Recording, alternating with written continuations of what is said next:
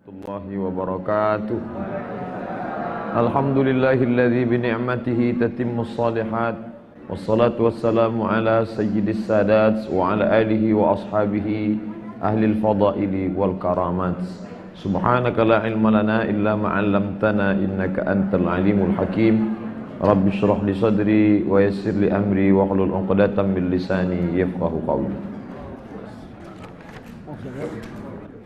Assalamualaikum warahmatullahi wabarakatuh. Ustaz. Waalaikumsalam. Apa tanda-tanda Allah terima taubat dan ibadah kita?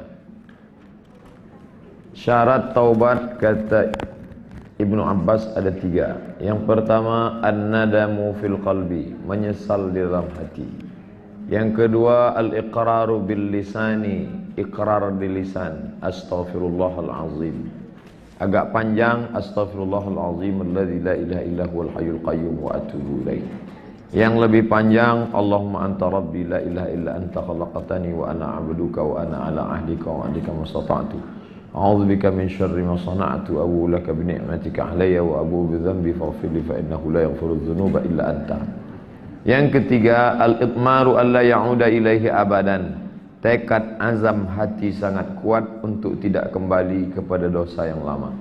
Maka ciri tanda orang diterima taubat ibadahnya, ada perubahan perbuatan, ada berpindah dari yang mungkar kepada yang ma'ruf, dari yang batil kepada yang betul, dari yang salah kepada yang sahih.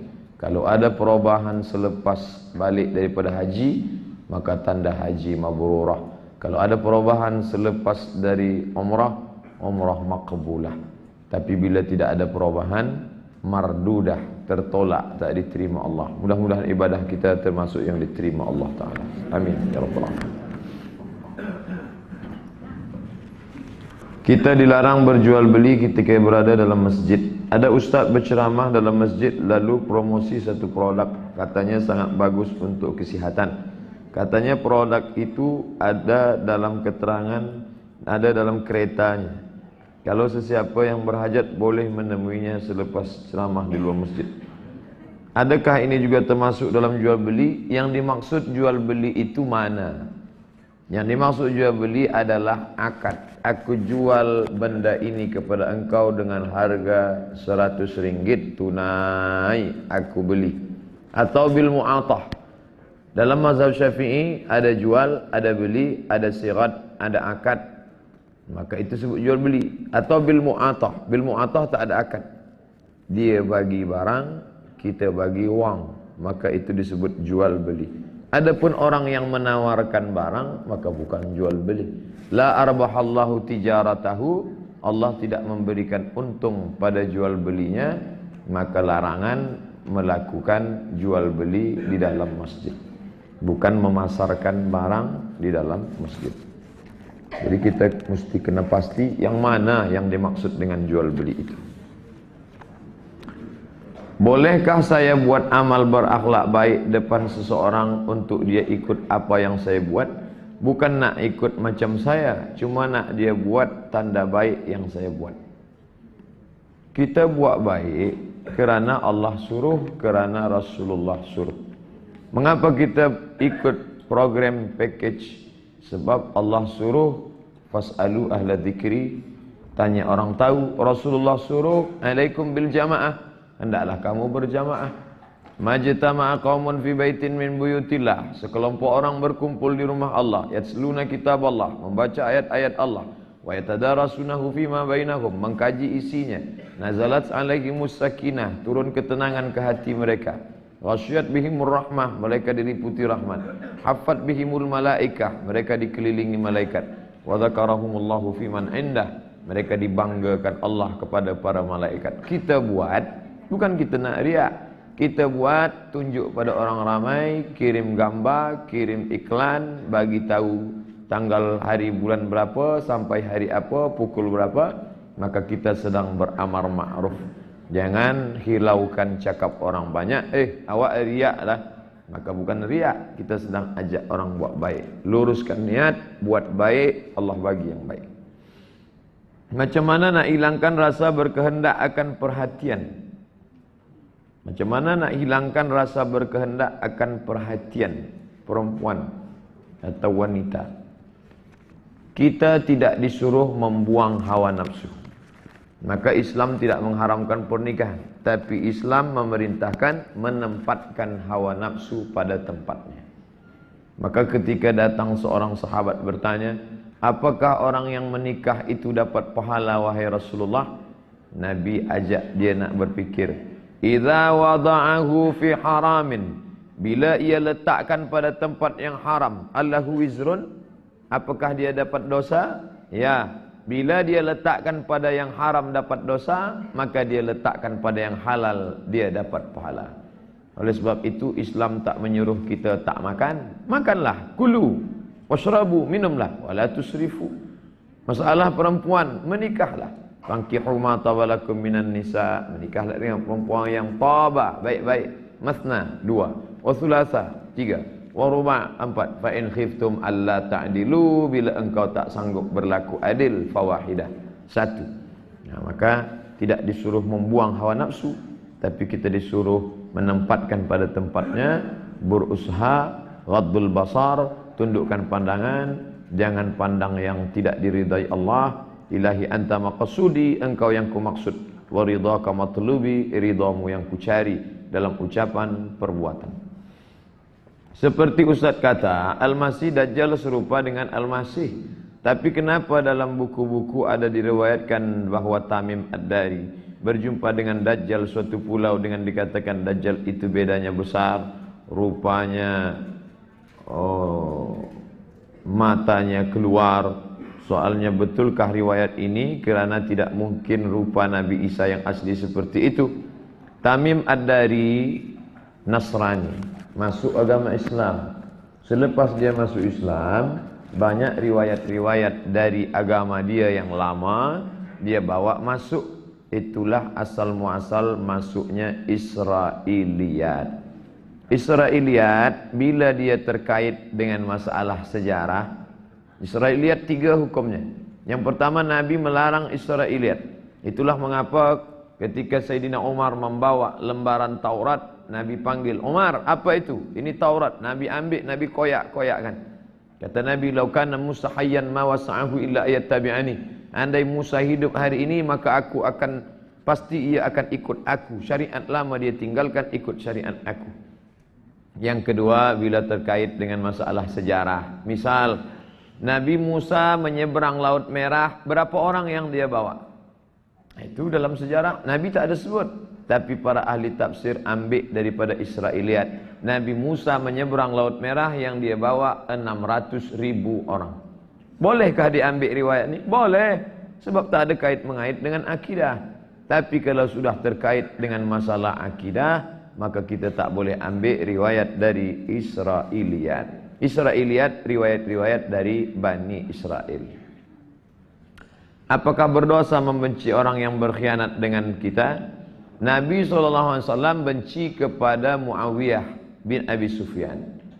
Kerana Nabi SAW benci kepada Abu Sufyan, ayah dia. Bukan pada orangnya, bukan pada fiziknya, tapi pada perbuatan dia. Manakala Abu Sufyan masuk Islam, apa kata Nabi? Man dakhala baita Abi Sufyan fahuwa amin. Siapa yang masuk rumah Abu Sufyan, maka dia aman, dia tak diganggu.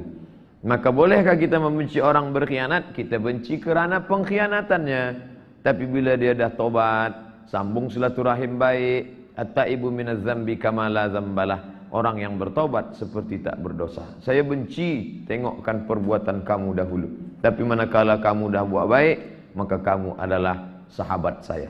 Jangan benci kerana orangnya, tapi kerana pengkhianatannya. Hilang pengkhianatannya, maka dia sahabat kita. Kebetulan orang itu kawan dekat saya dulu. Sekarang dia bekerja di tempat yang sama dengan saya. Kalau dia tak lagi berkhianat, maka dia putih seperti kain yang tak bernoda. Apa yang harus saya lakukan? Bila dia masih berkhianat, ajak dia buat baik kalau kita mampu. Man ra'a minkum munkaran, ini pengkhianatan mungkar. Salah satu sifat orang munafik. Idza wa'ada akhlafa, idza haddatsa kadzaba, kalau bercerita dusta. Wa idza wa'ada akhlafa, kalau berjanji khianat. Wa idza tumina khana, Kalau berjanji dia ingkar janji, kalau diberi amanah dia khianat. Kalau dia masih macam itu berarti dia mungkar. Robah dengan tangan. Tak sanggup dengan tangan, fabilisani, dengan lidah. Tak sanggup dengan lidah, fabiqalbi. Jaga jangan terlalu rapat dengan dia agar kita terselamat. Wadzalika adhaful iman, itulah selemah iman. Tapi bila dia berubah, dia dah taubat, dia dah hijrah, maka dia sahabat kita. Fa in tabu, kalau mereka taubat, wa aqamus shalah, mereka sudah salat, wa atau zakah, mereka sudah bayar zakat. Fa ikhwanukum fid din, mereka adalah saudaramu, bukan saudara kandung, tapi fid din, dalam agama. Kerana setiap melihat dia dalam hati saya benci, berarti masih dendam. Wal afina 'anin nas, memaafkan manusia. Makna afin menghapus sampai tak berbekas. Kalau masih berbekas bukan maaf namanya.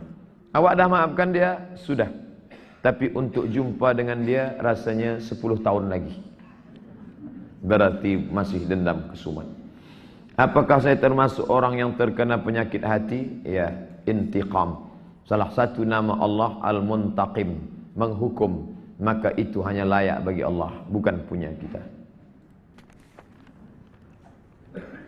Ada penceramah yang menyatakan wajib bertarikat, ada penceramah menyatakan wajib bertarikat dan mengatakan tak perlu. Apa pendapat Ustaz? Tarikat artinya metode, cara. Cara apa? Cara berzikir mengingat Allah. Kebetulan yang menyusunnya Syekh Bahauddin An-Naqasyabandi, maka disebut tarikat Naqasyabandiyah. Kebetulan yang menyusunnya Syekh Abdul Hasan Asy-Syazili, tarikat Syaziliyah. Kebetulan yang menyusunnya Syekh Ahmad Ar-Rifai, tarekat Rifaiyah. Kebetulan yang menyusulnya adalah Ibrahim Ad-Dasuqi, tarekat Burhamiyah. Kebetulan yang menyusunnya Syekh Abdullah Syattari, tarekat Syattariyah. Kebetulan yang menyusunnya Abdul Somad, tarekat Somadiyah. Bagaimana cara nak berzikir? Memakai pakaian putih, berwudu jangan putus, pejamkan mata, menghadap arah kiblat. Itu cara. Jadi kalau dia ambil ijazah zikir dari mursyid tuan guru, nah kami tanyakan langsung kepada Syekh Usamah Mansi Al-Hasani. Syekh, apakah orang wajib mengambil salah satu daripada tarikat? Kata Syekh Usamah Al-Mansi, maka tarikat Alawiyah yang diajarkan oleh para habaib Ahlul Bait, kata beliau adalah belajar, solat, puasa, zakat, menuntut ilmu, hadiri majelis ilmu. Itu juga orang sudah bertarikat, sudah berjalan. Man salaka tariqan, siapa yang berjalan di suatu jalan, yaltamisu fihi ilman, dia mendapat ilmu di jalan itu, sahalallahu lahu bihi tariqan ilal jannah, maka Allah memudahkannya pada jalan menuju surga. Adakah Ustadz berpegang beramal dengan mana-mana kumpulan tarikat? Saya ada mengambil ijazah zikir tarekat Syaziliyah dari ulama Suriah, namanya Syekh Muwaffaq.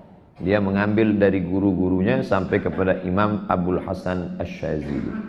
Saya ada mengambil ijazah zikir dari Syekh Muhammad Najmuddin Al-Kurdi, Syekh tarekat Naqasyabandiyah dari Mesir, Kahirah. Saya juga ada mengambil ijazah zikir Sayyid Muhammad Alawi Al-Hasani Al-Maliki dari murid-murid beliau, di antaranya Syekh Muhammad Abu Hashim. Ijazah zikir, engkau amalkan zikir ini, amalkan zikir ini, amalkan zikir ini. Ini tentang masalah mengamalkan suatu zikir, mengambil dari guru bersanad.